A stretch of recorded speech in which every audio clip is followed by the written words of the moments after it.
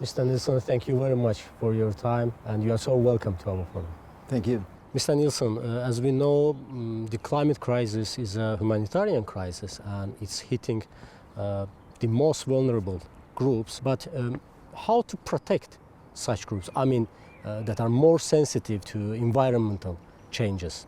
So it's correct. Climate has the tendency to accentuate the general problems that we have in the world with inequality and poverty. So it's very important that we focus the discussions in the coming years on those that are poor, especially those countries that are very vulnerable, and these sectors of the population that are vulnerable too.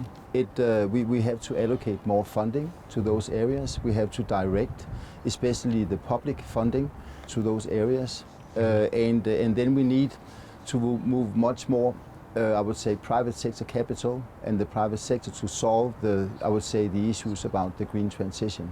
We were in Ethiopia, and it's situated in the eastern part of Africa.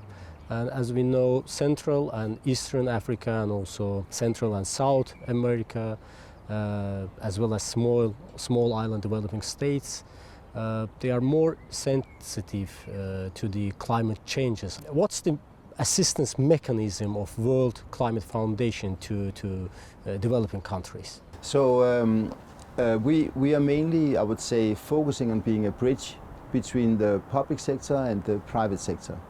And for example, specifically on this issue here, we are operating partner on a collaboration between the US and the Nordic governments, where they allocate public finance to de-risk private sector investments in emerging and developing markets. There was a program that was launched at the COP in Dubai and will go on for the next years. It's quite an ambitious program.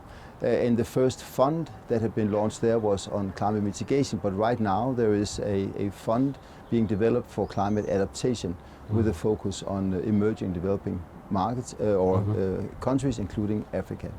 So it's a bit in line with what I said earlier. How can you use the public funding to direct the climate investments, but also to gear the investments with private sector money? So that is the bridge we are trying to play.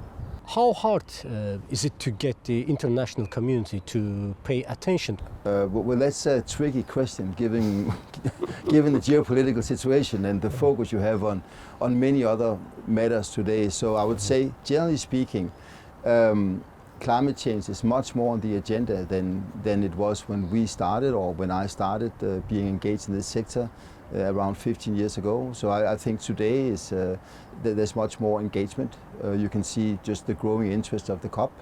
It's almost as important as major meetings as the World Economic Forum. You see in Dubai, you will see it here in Baku this year. So generally speaking, I think that more and more sectors are engaging themselves. So that's a positive side. At the same time, we also right now have a situation where there's a lot of focus on many other matters, and where it's important that we keep climate change in the center of things, because it's true, artificial intelligence will matter a lot. The geopolitical instability we see is a major element to be concerned about. But with climate change, we're dealing with the core of it all, the planetary boundaries that we have to take care of in the long run. Azerbaijan is a traditional fossil fuel country, and also it has been more than 30 years that it opens the Caspian Sea for the foreign companies, foreign oil companies, international companies. How do you assess the energy transition of Azerbaijan from traditional oil producing to the energy of future?